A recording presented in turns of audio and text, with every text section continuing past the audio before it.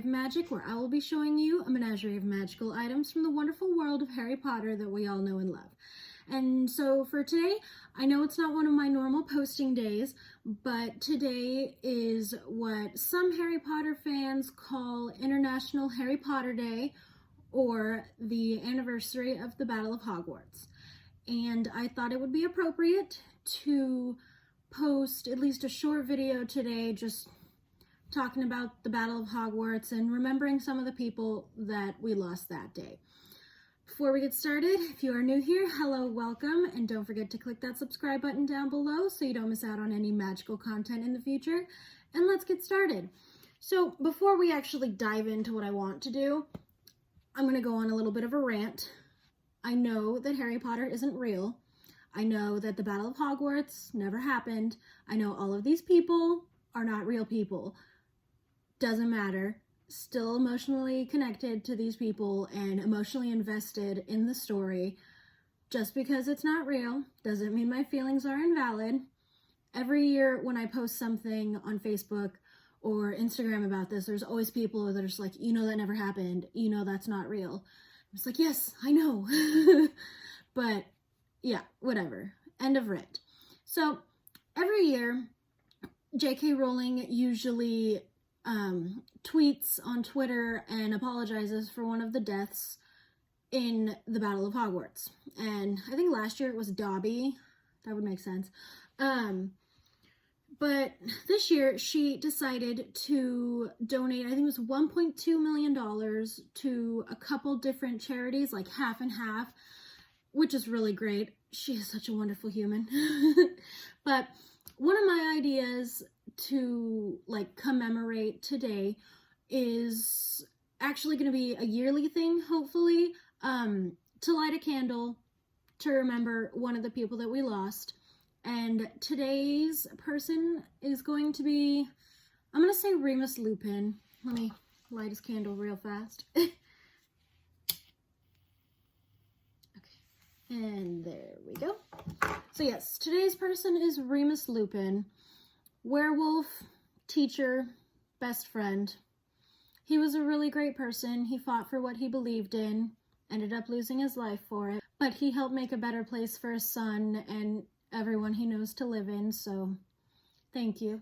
And then another idea I had, so actually, let me start over. I forgot that today was coming up. All of my days lately have been just blurring into one, and it wasn't until late last night when I realized that today was May 2nd, and I could not think of anything to do for a video, but I knew I wanted to do one. One of the ideas I had, besides the candle thing, was watch the Deathly Hallows Part 2 movie and then read the second half of the book and, compare them. So I watched the movie really fast, took a bunch of notes, and started reading the book until I realized there is so many differences between the book and the movie. Big ones and a bunch of small ones. So I think I'm going to save that for next year, or I might do a series, go chapter by chapter or something. Haven't decided yet. We'll see. But yeah, so one of my biggest things, two of the biggest things that I wish were in the movies, or in the movie, but wasn't. First of all, Peeves. He was so helpful during the Battle of Hogwarts. I feel like it was just a great character arc for him because he started as super annoying and just, yeah, and then he helps defend his school. He really cares. I think that would have been a cool thing to see.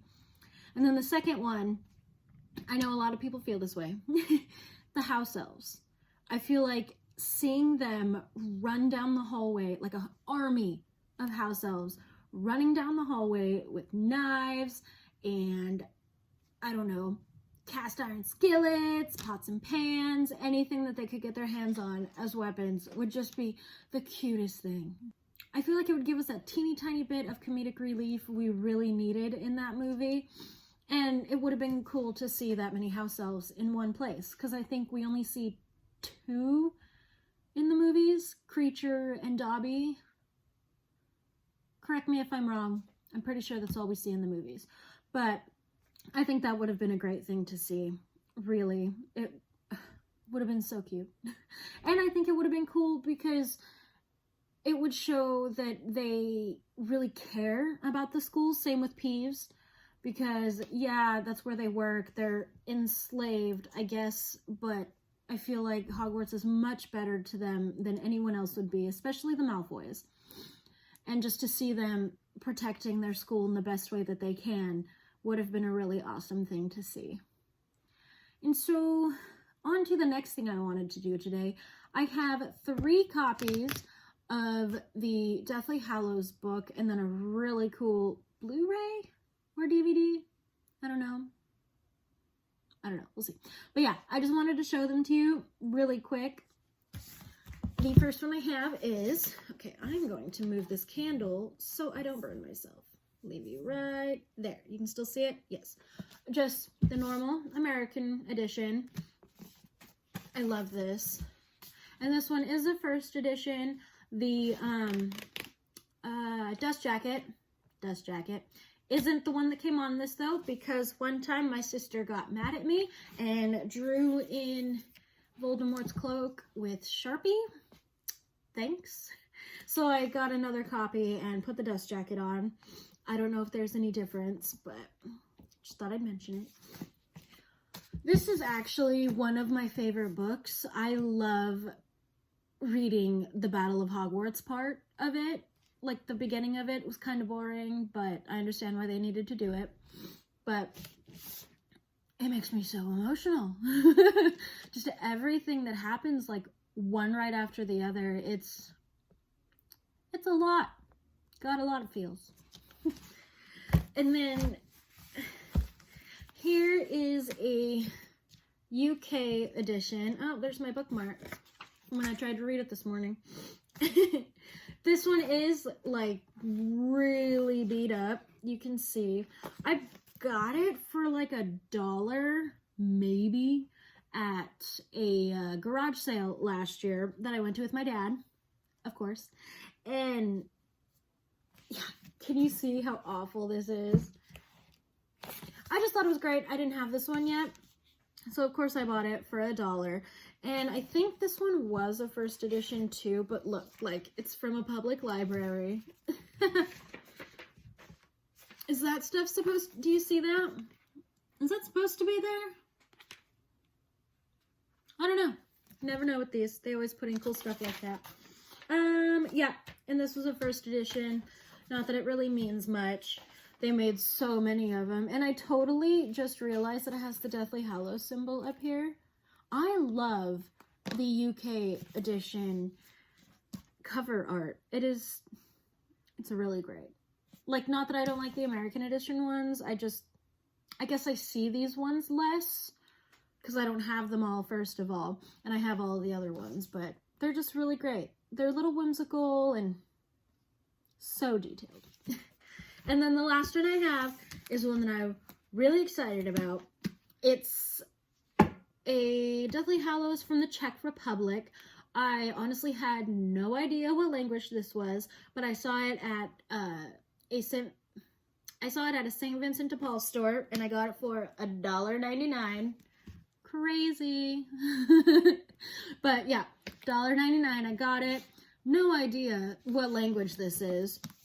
And I typed that in, this, and I think, no, what I did first, I just went to a random page and just typed in a sentence or a few words, and I didn't really get anything like concrete, but, oh, and here's the back. It's the same as the American edition one.